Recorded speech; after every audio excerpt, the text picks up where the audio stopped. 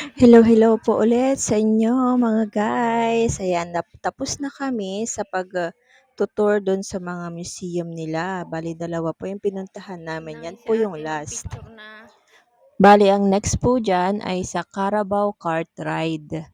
Kung mapapansin nyo po, color pink po yung mga kulay ng mga pader nila. Kasi noon daw po, pinagsama po yung lime color tsaka red. Tapos ang kinalabasan ay naging pink. Kaya yan na lang daw po yung color code nila. Maganda naman po dahil bright color po siya. Kung combine mo po sa sa white, maganda po. Bale, yan po yung second museum nila. Napakaganda po ng mga collection po nila, grabe. Makikita nyo lang po. Hindi naman kasi pwede mag-video dahil private po yan, private property po. Pero napakaganda, maa-amaze po kayo sa mga collection po nila, lalo na po sa mga animals. At ayan nga, may nakita ako, napakataba na uod. Ngayon ko lang nakita yan, kaya binidyoan ko lang, wala lang. At yan po yung mga mansyon ng mga magkakapatid. Basta yun. Ayan na, nakasakay na po kami sa Carabao Cart at habang nakasakay po ay kakantahan po kayo dun sa likod ng mga sinaunang mga kanta. Napakasarap pong pakinggan. Bali yung mga nagtatrabaho ngayon ng mga kalabaw ay magpapahinga daw po sila bukas dahil ibang batch naman po ng kalabaw ang maghihila. Mga souvenirs.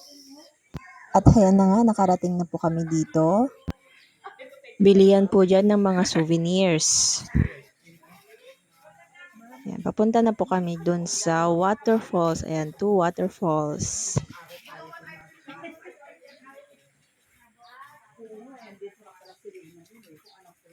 Ay, jeep pala yun.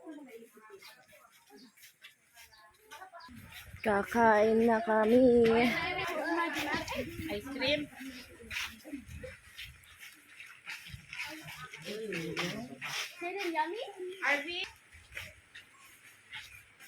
To waterfalls.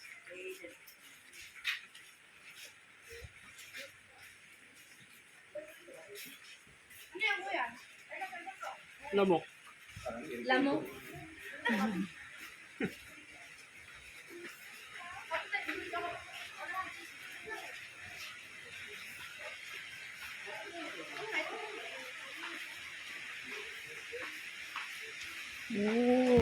Yan na po yung sarili nilang hydroelectric plant po na nagsusupply sa kanilang hacienda. Ito na kami sa waterfalls. Ganda! Wow! Saan ihuhulog yung ano? Ang ganda!